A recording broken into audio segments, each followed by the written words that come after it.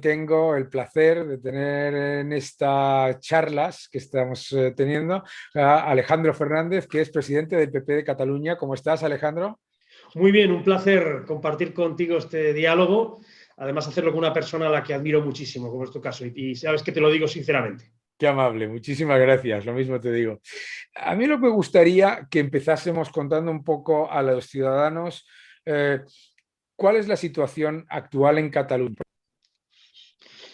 Bueno, pues vamos a ver. Lo primero que tiene que tener muy claro cualquier persona que nos esté escuchando ahora mismo es que el proceso separatista sigue vivo. Lo que pasa es que ha mutado. No es lo mismo y probablemente no repitan a corto plazo ninguno de los pasos que dieron en el año 2017. Es decir, yo dudo mucho que en el Parlamento de Cataluña, salvo alguna declaración extemporánea para provocar de Laura Borràs, la presidenta del Parlamento, porque Pere Aragonés tampoco es muy dado a ese tipo de licencias, ¿no? Habrá debates y puede que haya algún debate que acabe en el Constitucional, porque critique a la corona o alguna cuestión, bueno, más que criticar a la corona, cosa que en democracia se puede hacer, ya me entiendes, intenta aprobar resoluciones contra la corona, es algo completamente distinto, ¿no? Cuando digo que ha mutado, es que se ha trasladado temporalmente al Congreso de los Diputados. Es decir, la vanguardia del proceso separatista ha pasado del Parlamento de Cataluña, que culminó en la Declaración Unilateral de Independencia, y ahora mismo está en Madrid. Y eso va a tener distintas fases. Yo escribí hace unos meses un artículo en ABC en el que hablaba de que el proceso estaba en una mutación del proceso hacia otra mutación, que es lo que van a pretender que es una mutación constitucional. Y me explico. Ellos ahora lo que van a intentar hacer son varias cosas. El primer paso y que van a ensayar son los indultos, que para ellos es el más sencillo, porque salvo que luego el Supremo disponga lo contrario, no deja de ser una decisión discrecional por parte del presidente del gobierno y eso la tienen a la mano. Pero luego van a venir dos asuntos complicados que van a intentar desarrollar en la mesa de diálogo, que son la amnistía y la autodeterminación por un lado, es decir, intentar que en el Congreso de los Diputados pueda explorar alguna vía de un referéndum de autodeterminación que, aunque no lo llamen así, lo sea. Y lo otro es el desgaste constante de la monarquía parlamentaria española. Pero una de las cosas que pudieron comprobar ellos, porque son malos pero tontos no, es el enorme poder simbólico como garante de la continuidad de la nación española que tiene la monarquía y que tiene la figura del rey. Es decir, cuando el rey habló el 3 de octubre, la sociedad catalana, sobre todo la no independentista, supimos en aquel momento que para el independentismo la fiesta se había acabado. No fue necesario alzar la voz.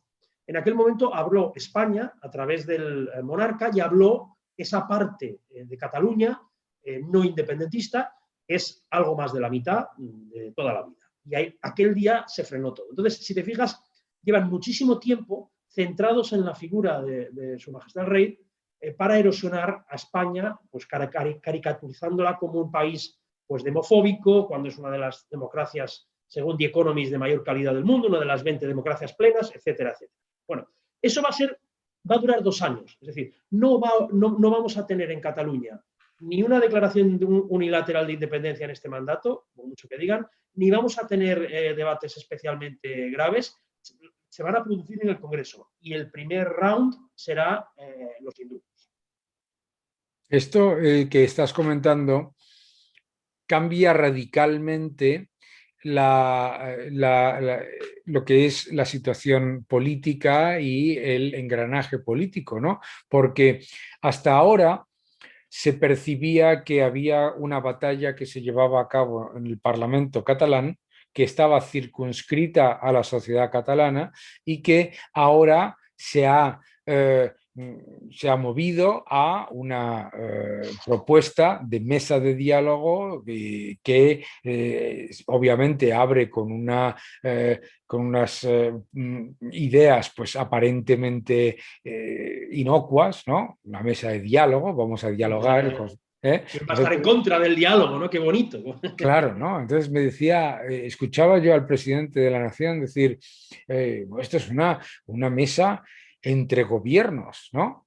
Bueno, Sí, sí. ¿cómo que una mesa entre gobiernos? O sea, que yo sepa, en la mesa de diálogo está conformada según el porcentaje de representación en el Parlamento, y en esa mesa de diálogo va a poder entrar, según, y tú me corregirás así, una persona como Oriol Junqueras, etcétera. O sea, se está abriendo toda una batería de cambios de lo que son la forma en la que se llevaban a cabo la estructuración y la vertebración del Estado Nacional, que dinamita lo que es el proceso histórico de las instituciones, ¿no? ¿Cómo le dirías tú a un ciudadano que está escuchando pues esas buenas palabras, el diálogo, la normalización, el consenso, etcétera, que estamos ante otra cosa completamente distinta? Lo primero que le diría es que hay que distinguir siempre, porque la palabra estrella ahora, que utiliza Sánchez para resumir todos los conceptos que acabas de enumerar tú, es la concordia. La concordia es la palabra fundamental de la transición y, de hecho, fue el concepto que Adolfo Suárez utilizó para definirla constantemente, ¿no? La concordia en la transición española se plasma, o incluso en este caso plásticamente, en el abrazo Carrillo-Fraga, ¿no? Sí. Claro, ese abrazo representaba muchas cosas, pero no representaba que Carrillo le dijera a Fraga: oye, yo en cuanto pueda voy a hacer otra vez lo de Paracuellos, ¿verdad que no? No era el objetivo. El objetivo era, con un nuevo marco legal compartido por todos, salir juntos después de ese abrazo. El apaciguamiento es algo muy distinto. El apaciguamiento, como nos enseña la historia, y hay ejemplos muy conocidos, que no hace falta ser reiterativo, de Chamberlain, etcétera, es agachar la cabeza ante el que te agrede por a ver si así se calma un poquito, ¿no? Y a eso llamarlo concordia. No, eso no es concordia, porque eso lo que hace históricamente es envalentonar al contrario. Yo a cualquiera que hable de concordia ahora le diría: ¿crees que es posible la concordia cuando la parte no independentista de Cataluña, que es, como decía antes, la mitad, un poco más, no voy a entrar en el porcentaje concreto porque eso es variable, ha sido ninguneada y humillada en ese supuesto acuerdo de concordia? No hay concordia posible cuando una parte fundamental de la sociedad catalana ha sido apartada. Y luego hay otra cosa, aparte de que esto ni es diálogo ni es concordia, esto es única y exclusivamente una jugada de supervivencia política de Pedro Sánchez. Y hablaba antes del concepto de mutación constitucional, y lo desarrollo un poco más. Todo lo que explicaba anteriormente de introducir debates, o sea, después de los indultos, que es una decisión gubernamental, vendrán unos debates en el Congreso de los Diputados sobre la amnistía, sobre la autodeterminación, y incluso, oye, ¿por qué no hablamos sobre la forma de Estado, ¿no? Por lo menos hablarlo. Bueno, todo esto necesita, porque afecta a títulos fundamentales de la Constitución, necesita mayorías cualificadas que el actual gobierno no tiene. El actual gobierno puede tener mayorías absolutas, pero no cualificadas. Pero claro, para reformar títulos fundamentales de la Constitución necesitas mayorías cualificadas. Entonces, intentar hacer pasar reformas que en realidad son de calado, como si fueran simples leyes orgánicas, es algo que ya se intentó hacer con el Estatuto de Autonomía de Cataluña hace 10 años, 11 años. Y es una reforma del Estatuto de Cataluña, que era en realidad una reforma de la Constitución completa encubierta. Nosotros la aprobamos, como ley orgánica que es, en el Congreso de los Diputados, y luego ya será el Tribunal Constitucional el que resuelva. Y ahí está el tema. ¿Por qué están tan interesados en cambiar la composición del Tribunal Constitucional? ¿Y por qué el Partido Popular está tan vigilante de que ese Tribunal Constitucional y que todos los órganos de la justicia sean garantes del cumplimiento de la Constitución y no caballos de Troya para la destrucción de la Constitución? Esa es la batalla que está en juego. Y esa es la batalla que vamos a tener que, dar. Hay una simbólica que la vamos a tener que seguir dando algunos en el Parlamento de Cataluña, no es especialmente agradable, pero la vamos a dar, y no es agradable porque muchas veces es incomprendida. El Partido Popular tiene un gran historial de éxitos para España, su hoja de servicios para España es incomparable, pero también tiene errores, y algunos de esos errores han sido históricamente en Cataluña, y al final los resultados no son por ciencia infusa. Hay pues una serie de circunstancias que han ocurrido, ¿no? Pero esa batalla la vamos a seguir dando. Pero luego hay otra que se va a tener que dar política en el Congreso de los Diputados, y también la vamos a tener que dar como partido a la hora de garantizar que la arquitectura institucional española resista este envite, porque el envite no es ninguna prueba. estoy leyendo estos días, llámame masoquista, el libro de Vicenç Villatoro, que son las entrevistas de Jordi Pujol que ha hecho estos últimos 3 años. Él escribió sus memorias, que también las leí, llámame doblemente masoquista, pero yo creo que con los nacionalistas y separatistas hay que hacer una cosa, que hay que escucharles, porque, repito, pueden ser malos, pero no son tontos. Y Pujol, desde luego, no es tonto. Y hay una cosa que dice Jordi Pujol que creo que refleja perfectamente el momento en el que estamos ahora mismo. Dice, el independentismo, a día de hoy, a corto plazo, no tiene potencia para lograr la independencia de Cataluña, pero sí tiene una capacidad de erosión de la democracia española considerable. Y es así. Es decir, al trasladar a Madrid, fíjate, no quiero alargar porque si no solo hablo solo yo y también se trata de que digas tú, ¿no? Pero fíjate que cómo la perversidad de Pedro Sánchez, la victoria de Díaz Ayuso en Madrid es una victoria del optimismo. No es una victoria del guerra civilismo como planteaban otros, rojos contra grises, no, es una victoria de podemos salir de la crisis a la madrileña, con impuestos moderados, con iniciativa, abriendo las cosas, es decir, podemos ponerle una sonrisa a este sufrimiento que hemos vivido en los últimos años. ¿Qué es lo que hace Sánchez inmediatamente? Embarrar de nuevo el terreno de juego, que es el asunto catalán, por su enorme capacidad de erosión de la convivencia en España. Y es evidente, claro, que lo consigue porque, queramos o no, es un asunto muy sensible, también lo es desde el punto de vista emocional, pero el hombre ya ha conseguido que en un momento crucial para España, que tiene que salir de una crisis terrible, estemos ahora mismo con este asunto absolutamente innecesario para España, como es el de los indultos, que solo pretende para él garantizarse una mayoría parlamentaria hasta el año 23. Claro. Hay una cosa que muchas veces en el debate liberal se repite con cierta regularidad por parte de unas minorías, que es, oiga, si es usted liberal debería defender el separatismo y debería defender la secesión, porque eso es la libertad, cada uno que haga lo que quiera. Y hay una cosa que es que la gente no entiende. Primero, Ludwig von Mises lo que defendía era que si a mí no me gusta el Estado, que yo unilateralmente o un grupo de personas que estemos todos de acuerdo, decidamos irnos, pero lo que no hacemos es llevarnos una parte de lo de los demás, ¿no? Y lo segundo, y también más importante, es que lo acabas de decir tú claramente, es que se ha introducido en el debate, no sé si te has dado cuenta de cuando escuchamos al presidente del gobierno, escuchamos hablar del diálogo con los separatistas, decir que es el diálogo con Cataluña.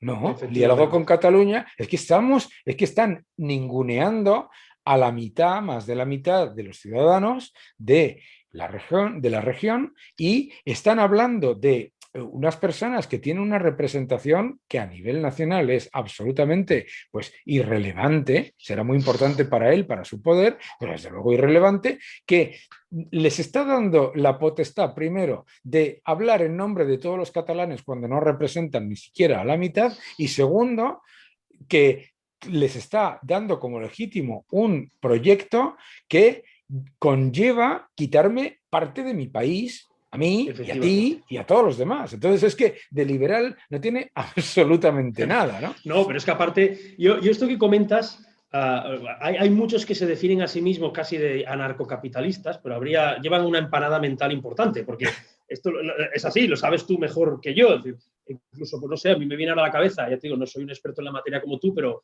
algo investigado y me gusta, ¿no? Yo qué sé, pues Robert Nozick, ¿no? Sí. Que colaboró con Ronald Reagan en su programa económico en su momento. Anda que Ronald Reagan hubiera permitido un referéndum de autodeterminación en Hawái. Claro. Robert Nozick, claro, en la vida.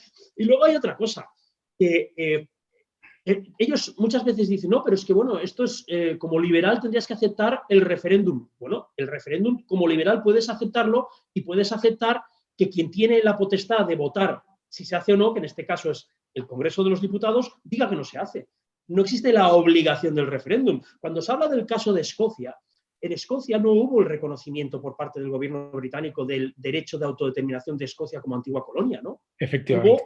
Hubo después de muchísimas peticiones siempre denegadas, hubo, grave error de Cameron, evidentemente, seguro que todas las noches se arrepiente, pero hubo un acuerdo entre gobiernos ratificado después por el Parlamento británico y por el Parlamento escocés, pero sobre todo por el Parlamento británico.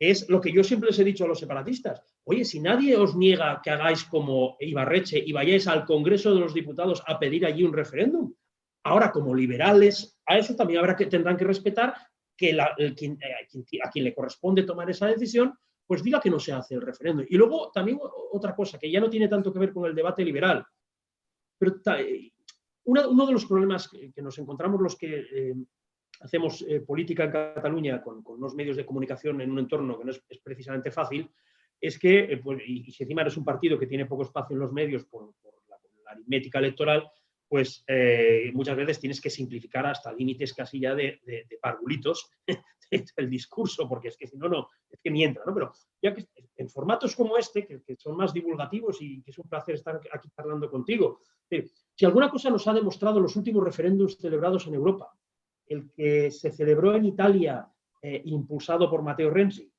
el que hizo en su momento Jacques Chirac sobre la Constitución Europea, y los dos, el de Escocia y el del Brexit, es que someter asuntos cruciales del conjunto de la comunidad al escrutinio del estado de ánimo de un solo día, por condicionantes que muchas veces nada tienen que ver con aquello a lo que se vota, es una operación profundamente antidemocrática.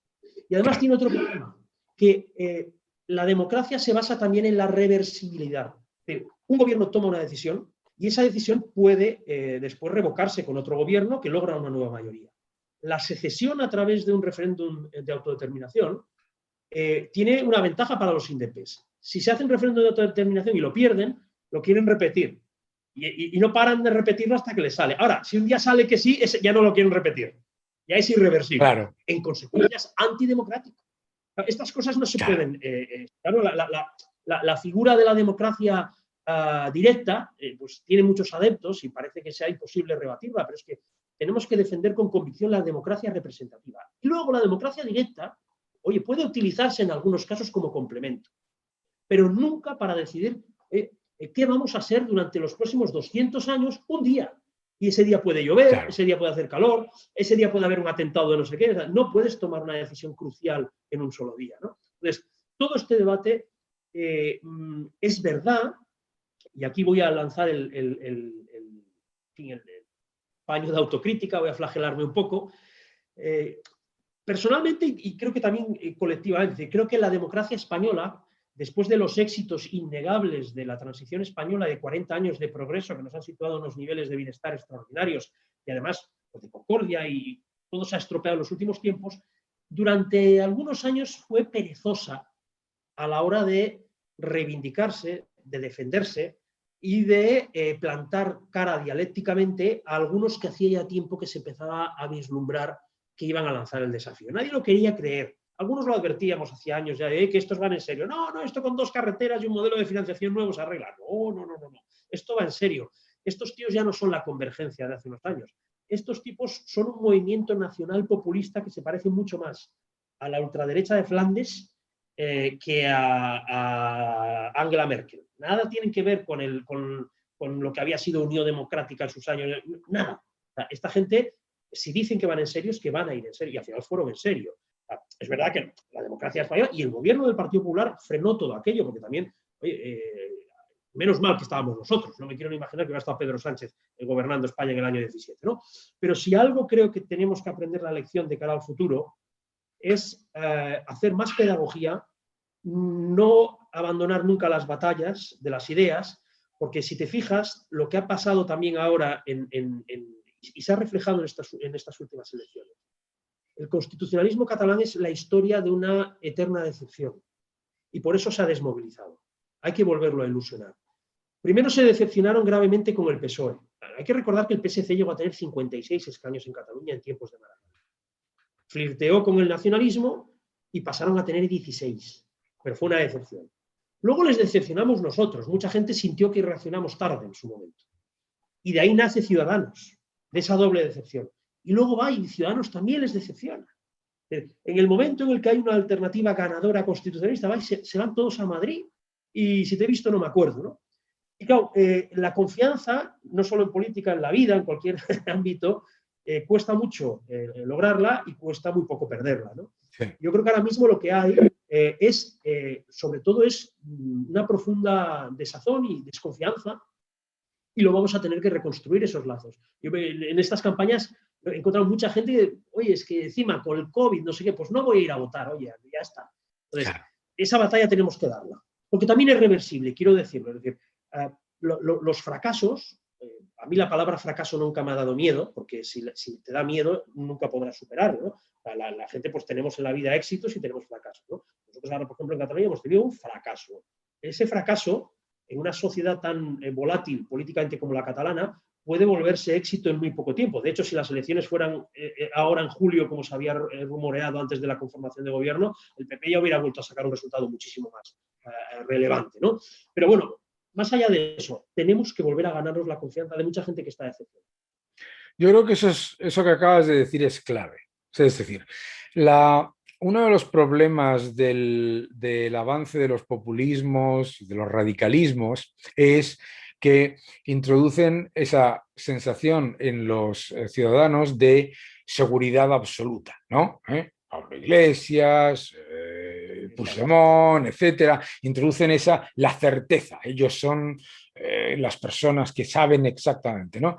Y en una democracia frágil y joven como es la española, los partidos constitucionalistas son partidos que han crecido y han avanzado y han gobernado siempre desde dejar parte de sus posiciones, acordar, etcétera, etcétera. Entonces, claro, ante el tsunami del convencimiento absoluto mesiánico y el titubeo de los constitucionalistas, en ese sentido ha habido un arrase completo en el que el ciudadano se siente perdido, ¿no? O se siente, digamos, abandonado en cierta manera porque percibe que no se están defendiendo con la misma convicción los principios que los otros defienden no con convicción, sino con sectarismo religioso, ¿verdad?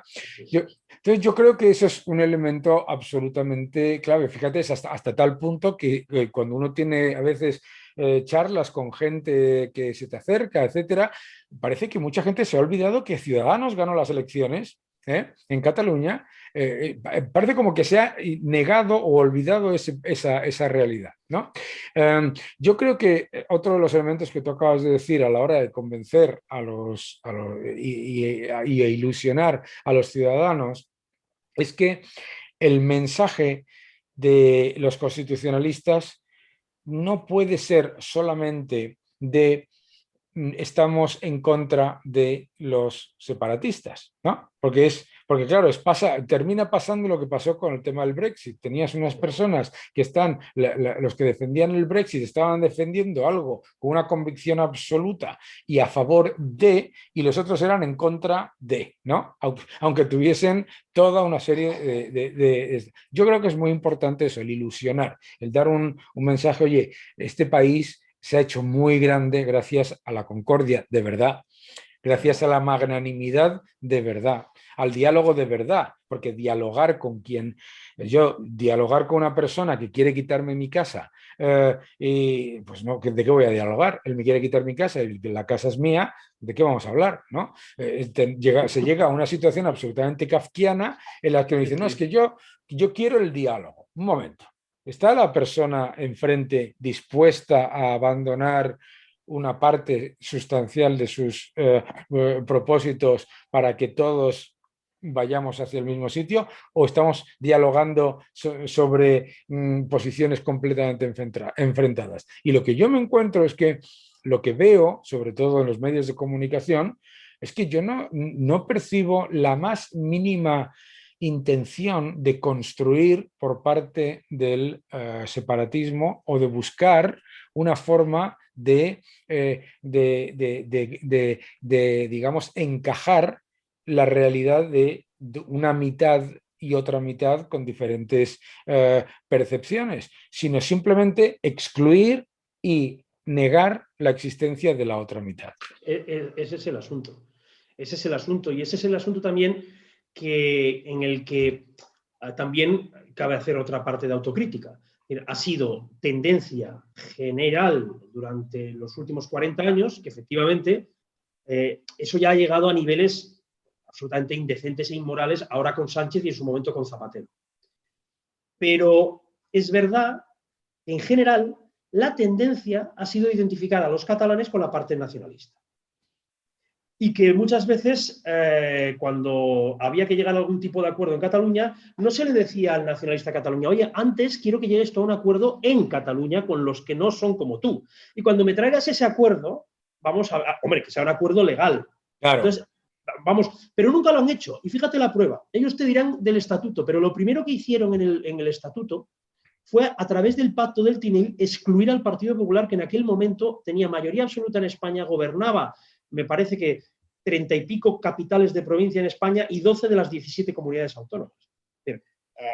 Era el partido no hegemónico, pero un partido con una potencia en aquel momento brutal. Y lo primero que se les ocurre, bueno, y eran unos años donde el PP tenía una representación sólida en Cataluña, no era mayoritaria, pero sólida, que nunca han tenido la vocación de ir con un acuerdo compartido por el conjunto de la sociedad catalana. Nunca.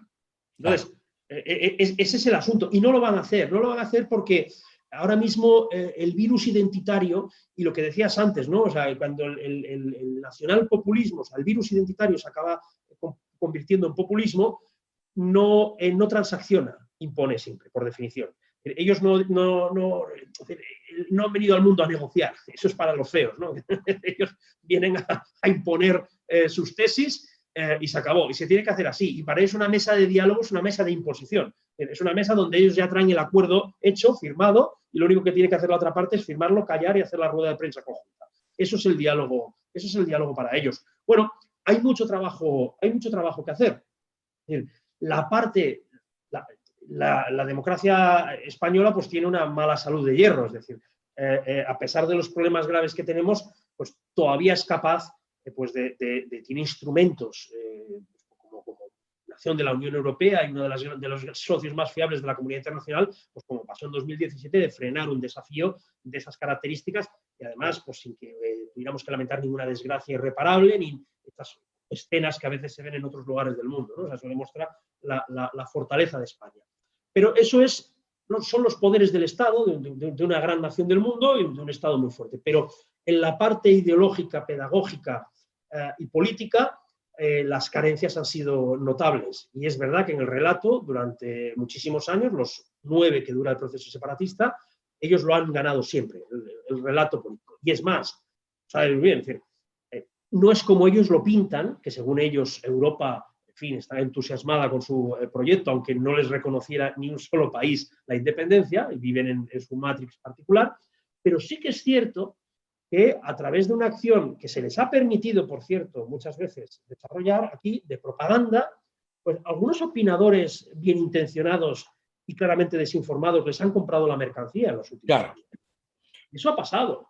Claro. Y eso ha pasado en Alemania y eso ha pasado, bueno, lo de Bélgica mejor no hablemos porque estos ya tienen otras connotaciones, ¿no? Pero ha pasado en algunos sectores de la opinión pública en Francia y ha pasado también en algunos sectores de la opinión pública en Gran Bretaña, ¿no? Es verdad que luego en cuanto se les pone otros argumentos delante, se dan cuenta de la naturaleza real, ¿no? Pero en algunos sectores han llegado a pasar esta gente, tiene, repito, o sea, al final Puigdemont es un Salvini peor todavía, un personaje pues, de esos movimientos nacionalpopulistas.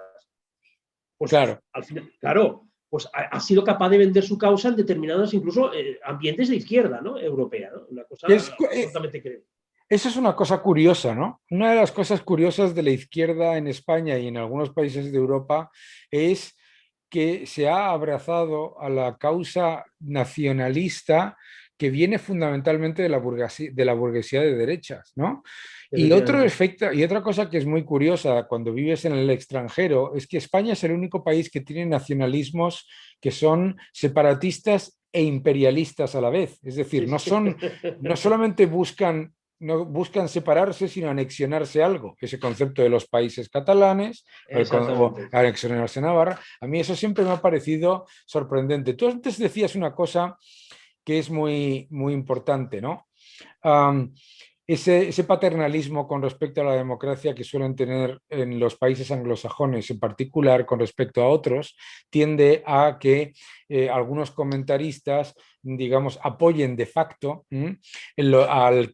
al separatista o al nacionalista o al populista de esos países, porque, claro, ellos se perciben a sí mismos como democracias absolutamente intocables y ven que todos los demás son democracias no plenas, ¿no? Pero fíjate qué curioso, lo decías tú antes, Escocia, se hace un referéndum, lo pierden, no pasaron ni 24 horas cuando estaban pidiendo otro. Claro. Y en el Quebec iban 3, claro, es que ellos no pararán.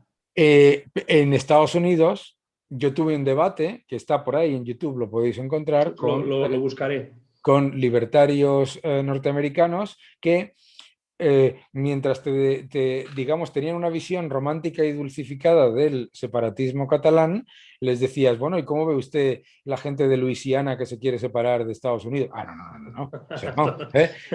Y Texas Texas que se quiere, que hay gente en Texas que dice que nos vamos a separar del resto de Estados Unidos porque no queremos tener los impuestos. Claro, es muy fácil caer en la visión romántica, que además es la que vende el nacionalismo, ¿verdad? La visión romántica de si nosotros lo único que queremos es votar, oiga, ¿por qué no me deja a mí votar? ¿Por qué no me deja a mí votar sobre una parte de mi país? Sí, ¿no? ¿Sabes? Sí. Y luego, no solamente queremos votar, tampoco. O sea, nosotros solamente queremos votar siempre que el resultado sea el que a nosotros nos parece, porque votar no se ha parado de votar en Cataluña. ¿Me lo dices o me lo cuentas? Todo el tiempo. Y la evidencia empírica es la que quieren negar ahora Sánchez y los separatistas. No se puede buscar una solución radical de este tipo cuando tienes la evidencia de una sociedad que está fragmentada en dos partes, la mitad, una mitad tiene una visión más o menos nacionalista y otra parte no. Entonces, no es, de entrada es imposible que se acepte ese ninguneo de la mitad de la población, como si además sus opiniones fuesen desinformadas o faltas o como si no fuesen ciudadanos de pleno derecho, ¿verdad? Que yo me imagino que eso os lo encontraréis constantemente, ¿no? Así es. Has hecho referencia a dos fenómenos contradictorios que son especialmente graves en Cataluña y en el resto de España, y que es verdad que es difícil de encontrar o son inéditos en otros lugares de Europa, que es ese carácter a la vez del nacionalismo catalán y vasco, que son separatistas por un lado e imperialistas a la vez, y luego la cuestión de esa izquierda que acaba abrazando causas que defiende la extrema derecha, ¿no? En el caso del nacionalismo es porque es una anomalía española. La Unión Europea, como proyecto político, después de la Segunda Guerra Mundial, es la derrota del nacionalismo romántico identitario. Sí. Es la derrota de ese lema de Alemania es donde se habla alemán, o Francia es donde se habla francés, ¿no? Es la idea de las naciones de ciudadanos libres e iguales en derechos, no necesariamente en lenguas, culturas, folclores, tradiciones, etc. Podemos convivir en un mismo Estado de Derecho, comunidades con distintas lenguas, distintas tradiciones, lo que nos unen son los derechos democráticos. Bien, ese tipo de nacionalismo que identifica la nación estrictamente con la lengua, cosa que acaba trayendo la guerra siempre, porque es imposible ponerle frontera a eso, y al final Alsacia y Lorena nunca sabrás sobre ese criterio si son francesas o si son alemanas. Pues, hay un lugar en Europa donde, por desgracia, no se acabó con ese tipo de nacionalismo, que es España. Curiosamente se acabó con el nacionalismo español identitario que existió, todo aquello de la lengua del imperio, la unidad de destino universal, pero eso ¿quién lo dice ahora? Nadie dice que Uruguay sea de España o Argentina porque hablen en español. Claro. Pues, en cambio, hay gente en Cataluña que te dicen que los valencianos son catalanes porque hablan en valenciano que ellos dicen que es en catalán. Bueno, un auténtico disparate, ¿no? Entonces, este tipo de nacionalismo, que en el caso del nacionalismo vasco no solamente es lingüístico, sino que hay que decirlo, tiene también un componente racial, es decir, los escritos de Sabino Arana iban por ahí, no tiene ahora mismo equivalentes en el resto de Europa. Donde hay separatismo, ya sea en Escocia o sea en la Padania de Umberto Bossi, pues o lo argumentan por razones históricas, lo argumentan por razones estrictamente económicas, pero nunca, nunca con esos argumentos que trajeron lo peor de la historia. Claro. Luego, lo segundo que has comentado es esta tendencia especialmente acusada en España de esa izquierda que abraza causas contradictorias, ¿no? Bueno, tiene su sentido, es decir, la izquierda se supone que nació para proteger y defender al obrero, ¿no? Después de destruir al obrero, pues ya le quedaban pocas causas que defender, entonces han ido cogiendo a todos los cabreados que pillaban por el mundo y a dar a entender que ellos iban a defender su causa, ¿no? Y siempre, bueno, tú muchas veces también has explicado estas cosas brillantemente. Yo no vi una sola mujer en un politburo comunista. Tampoco se puede decir que el medio ambiente en la Rusia comunista lo respetaran mucho, que convirtieron Siberia en una estepa radioactiva. En cambio, tienen las santas narices de decir que son feministas y ecologistas. Pues lo mismo está ocurriendo con la cuestión esta de ellos llaman las naciones sin Estado, ¿no? Que se supone que han sido machacadas por unos estados. No, es todo lo contrario. Los que hemos sido machacados por ese nacionalismo somos los catalanes no nacionalistas. Claro. Yo creo que a Jordi Pujol no le ha tratado nada mal la vida, la ha tratado mucho mejor que a mí. Y cuando yo esta mañana decía Isabel Díaz Ayuso que ella lo que esperaba era magnanimidad con los ciudadanos de Cataluña que se han tenido que ir, con las empresas que se han tenido que ir.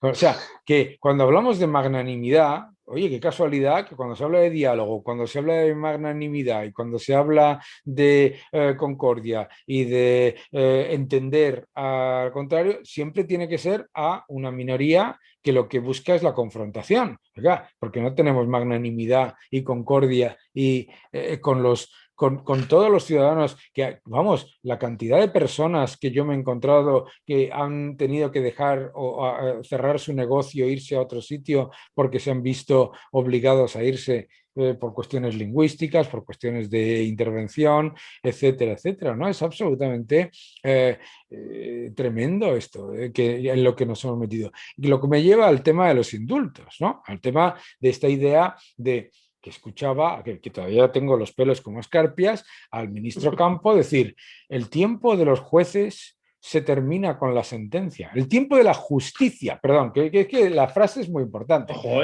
es peor. Es que el tiempo de la justicia se termina con la sentencia y ahora llega el tiempo de la política. Fíjate, contraposición entre política y justicia, ¿eh? Como hacen los separatistas, por cierto. Sí. Les compra el discurso enterito. Sí. Pero luego aparte hay otra cosa con la cuestión de la magnanimidad. Precisamente para superar a los reyes absolutistas que tenían magnanimidad con quien consideraban oportuno está el Estado de Derecho. Claro. Claro. O sea, ¿qué pasa? ¿Que el rey Sol, Pedro Sánchez, ahora va a decidir con quién es magnánimo y mañana puede decidir que no? No. Además, el indulto, que no es magnanimidad, es una figura jurídica que sí que descansa en el Poder Ejecutivo, pero que está perfectamente reglada. Y que yo retuiteaba hace poco un artículo fantástico de Tomás y Valiente, un socialista digno, y que en el año 93, 3 años antes de ser asesinado por ETA, explicaba cómo se puede dar un indulto y cuándo no. Y que evidentemente pues, un cierto acto de contrición y de arrepentimiento en el escrito de petición del indulto tiene que haber, y sobre todo de voluntad de no reincidencia. Claro. Es una cosa palmaria, ¿no? Entonces, claro, ¿qué pinta ahí la magnanimidad? Todo esto es Estado de Derecho y esto está perfectamente arreglado, precisamente para evitar los atropellos autoritarios de cualquier sátrapa que aparece por ahí, como es el caso de la vocación que tiene Pedro Sánchez, porque aún todavía hay mecanismos democráticos que le controlan, pero está que a él le encantaría, pues eso, ser sol y en fin, decidir el destino a dedo de la gente, ¿no? En fin, indigna mucho, efectivamente indigna mucho. Y a mí hay una cosa que me parece absolutamente, pero vamos, que ni siquiera esté constantemente en el debate. ¿Qué es esto del indulto grupal? Y sin la más mínima contrición, que una persona pida el indulto, que se le estudie y que el gobierno pero que el gobierno decida que a un grupo de personas, de los cuales unos no solamente no han dicho que tengan la más mínima digamos, preocupación por decir que se han arrepentido de las acciones, sino todo lo contrario, pero decir, o sea, ¿de dónde ha salido esto? El indulto, como mucho, será... Claro, el escrito tiene que ser... Es que hay muchas cosas que son totalmente irregulares. No es la primera vez que se revoca un indulto en España. El último que se revocó, si no recuerdo mal, fue a Zapatero. Fue el último que firmó, antes de dejar de ser presidente del gobierno, al vicepresidente de aquel momento del Banco de Santander. No lo hizo bien y el Supremo lo revocó. Claro. Aquí hay un problema grave. Aquí hay un problema. Y es hasta qué punto está dispuesto Pedro Sánchez a jugar con las instituciones democráticas españolas con tal de aguantar unos meses más en Moncloa. Sí. Porque claro, evidentemente yo no soy nadie para pronunciarme sobre lo que tendrá que decidir o no el Supremo si se dan los indultos en esas condiciones. Tendrá que ser el Supremo y yo acataré lo que diga. Pero no hace falta ser muy perspicaz para pensar que después del informe que ya hizo el Supremo y viendo que se han inventado tonterías como esto del indulto grupal que no se ajustan a derecho de ninguna de las maneras, repito, no hace falta ser muy perspicaz para intuir que el Supremo podría revocar perfectamente esos indultos.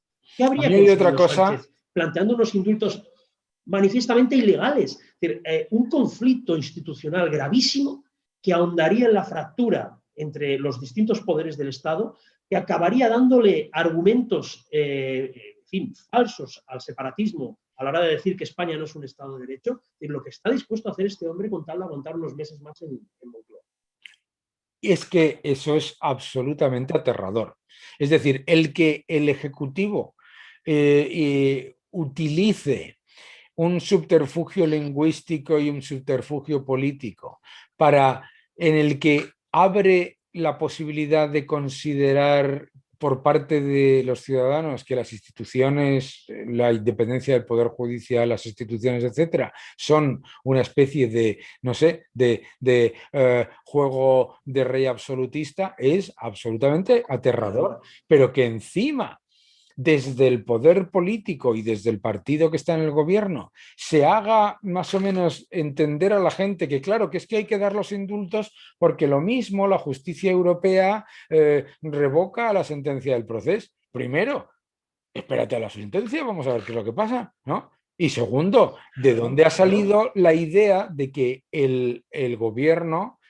que lo que tiene que hacer es precisamente defender las instituciones de su país, que el gobierno se ponga del lado del mensaje del cuestionamiento de las instituciones por una cuestión de tacticismo político que encima no es que sea cortoplacista, sino que es además completa y absolutamente volátil, ¿no? Claro, efectivamente, y ese va a ser un problema que, como nos suele pasar al Partido Popular, encima nos va a tocar gestionarlo a nosotros. Ya. Claro, es que este es el asunto. Sí. Y todavía luego van a decir que si excesiva mano dura, que si no sé qué, no sé cuánto. Si ocurre esto, claro, la fractura que pueda haber entre el Poder Judicial y el Poder Ejecutivo y el Legislativo es de dimensiones isabelinas, un auténtico despropósito. Claro, al final Sánchez, como todo taur del Mississippi, pues sí, tiene varias vidas, pero al final duran lo que duran, ¿no? Y llegará al Partido Popular, y hay una tendencia de cambio en España clara que se está manifestando en las encuestas en ese sentido. Claro, nos va a tocar un panorama semejante, de gestionarlo nosotros.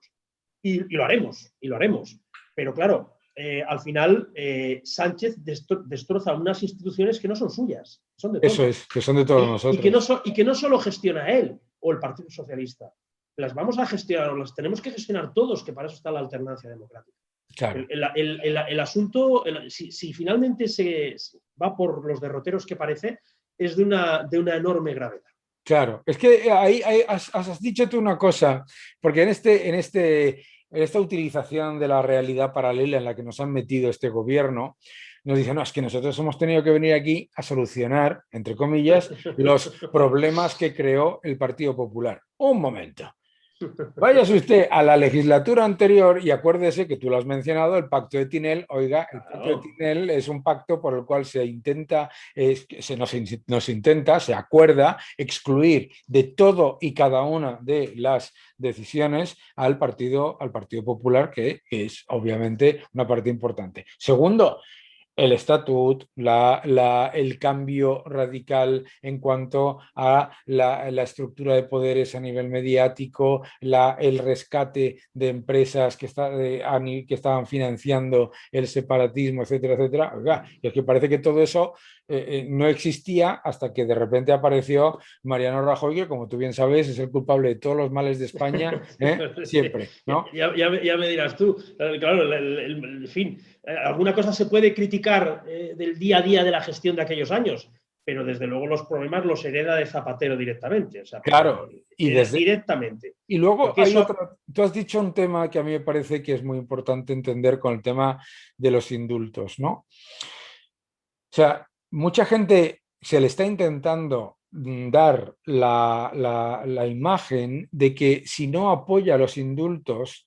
en realidad lo que está haciendo es contribuir a mayor tensión y a mayor crispación. Cuando en realidad lo que está demostrado, y creo que tú lo vives cada día, es que los indultos lo que han hecho ha sido envalentonar todavía más la posición más radical y más agresiva. Yo cada vez que alguien me utiliza ese argumento, no, es que esto, antes lo hablábamos de la diferencia entre concordia y apaciguamiento. Bien, sí. Esto lo explicas.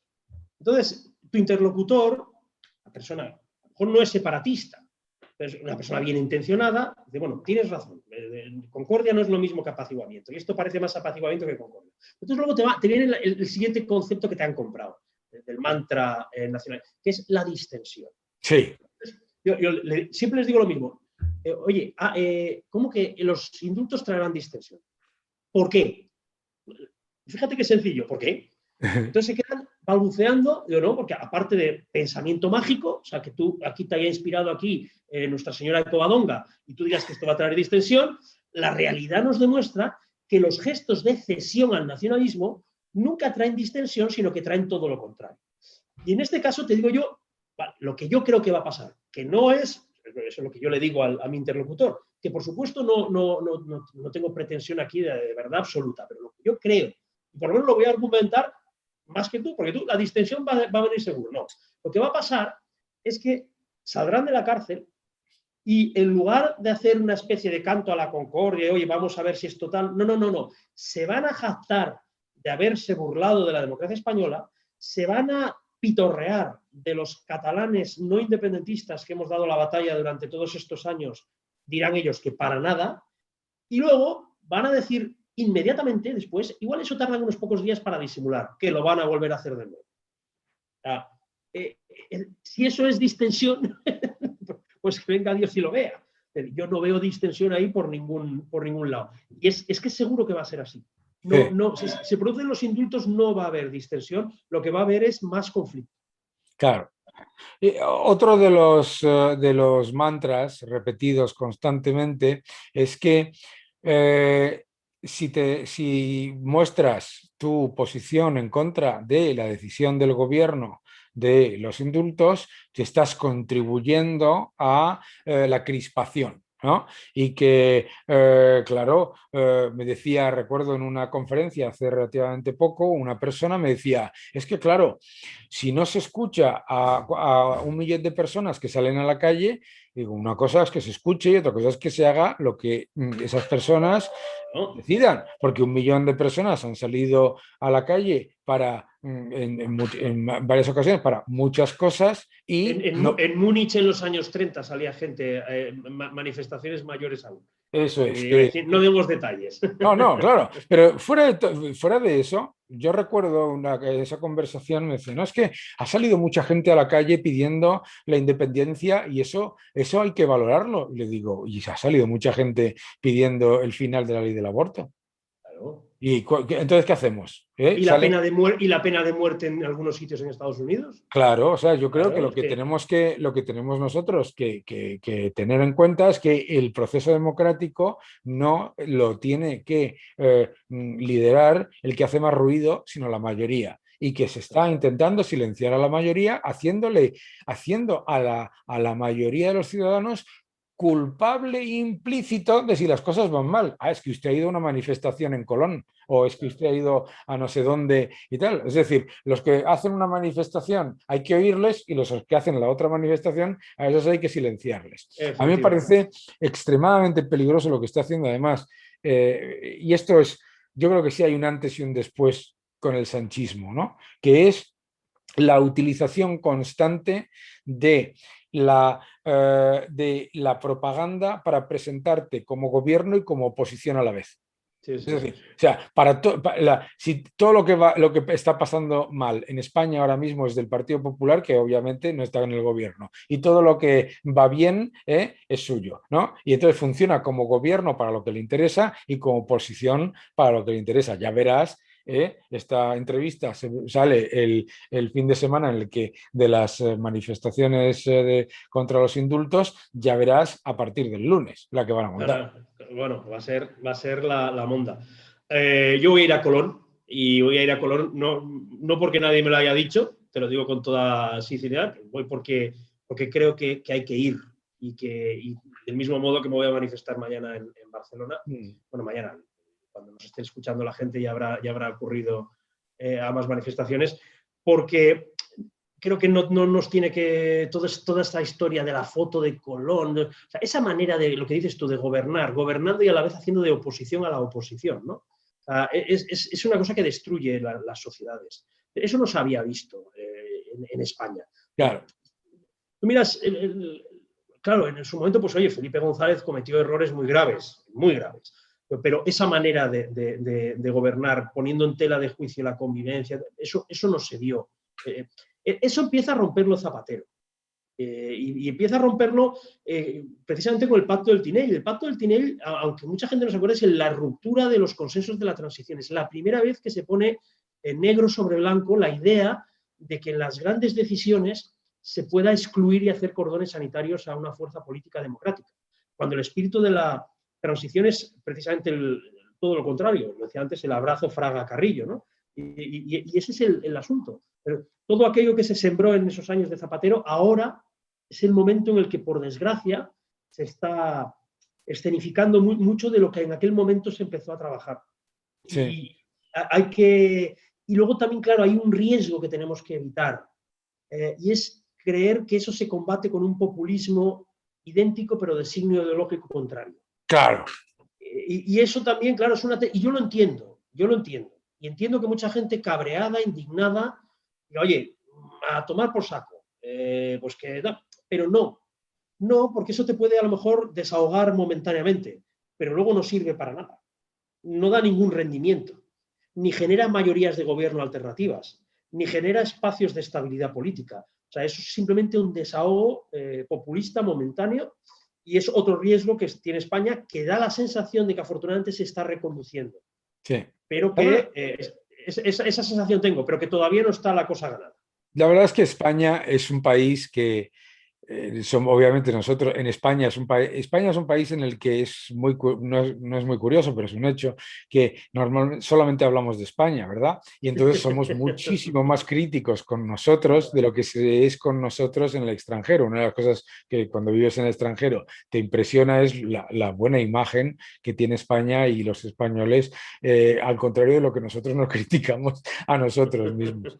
Pero yo creo que a mí me ha gustado mucho charlar contigo este rato relativamente largo, me podría pasar otra hora charlando contigo. Un placer. A mí lo que me gustaría, Alejandro, es que si hay alguna cosa en particular, digamos, que te gustaría dejar como mensaje final, porque yo creo que ha sido una conversación que merece escucharse con detalle, y me ha parecido muy valiente y además muy realista ser no solamente crítico, sino autocrítico, y ser realista con la situación política. ¿Qué te gustaría dejar como mensaje final, si tienes alguna cosa en particular que nos hayamos dejado en el tintero o que quieras resaltar?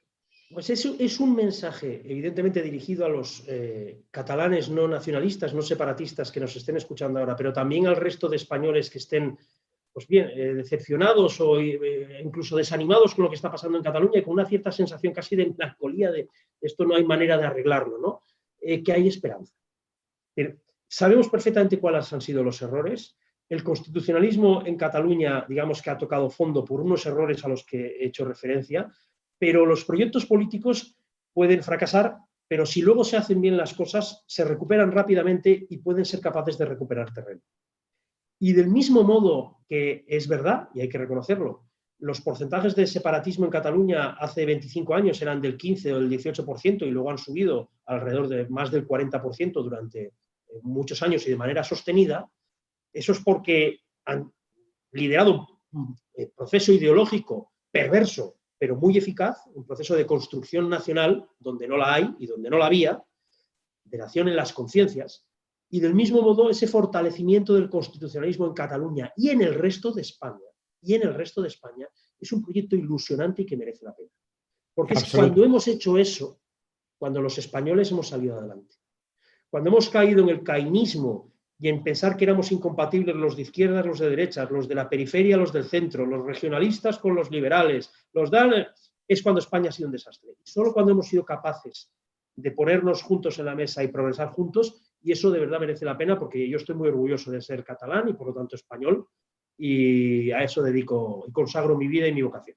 Qué maravilla, la verdad es que tienes toda la razón. Los españoles, yo siempre digo, los españoles cuando nos ponemos con un proyecto nos salimos en positivo, y nos salimos en positivo, lo hemos demostrado, para entrar en la Unión Europea, para conseguir un ejemplo de democracia. Es que como somos tan críticos con nosotros mismos, nos olvidamos de que somos un ejemplo mundial de concordia, ese abrazo que tú comentabas, que lo escenifican pues mi padre y mi abuelo, mucha gente, ¿no? Y que nos olvidamos de que que lo que hay que tener es un proyecto de país, y que ese proyecto de país es un proyecto muy bonito. Muy bonito. Pues Alejandro, qué placer, qué bien lo hemos pasado. De maravilla. Que la próxima vez sea presencialmente, como debe ser, y que me alegro que por lo menos pues que tener un rato de una conversación larga y sosegada que permita desarrollar algunos temas más allá de lo que los medios de comunicación permiten, en donde el tiempo está más limitado que en YouTube. Ya sabéis que para los artículos que ha mencionado Alejandro y cómo seguirle, lo tenéis en la descripción del vídeo. Muchísimas gracias, Alejandro. Un fuerte abrazo. Muchísimas gracias a ti. Ha sido un auténtico placer, de verdad, compartir estos minutos contigo. Un abrazo. Gracias por ver este vídeo. Suscríbete a mi canal, deja tus comentarios, dale un like y continúa defendiendo la libertad. Muchísimas gracias.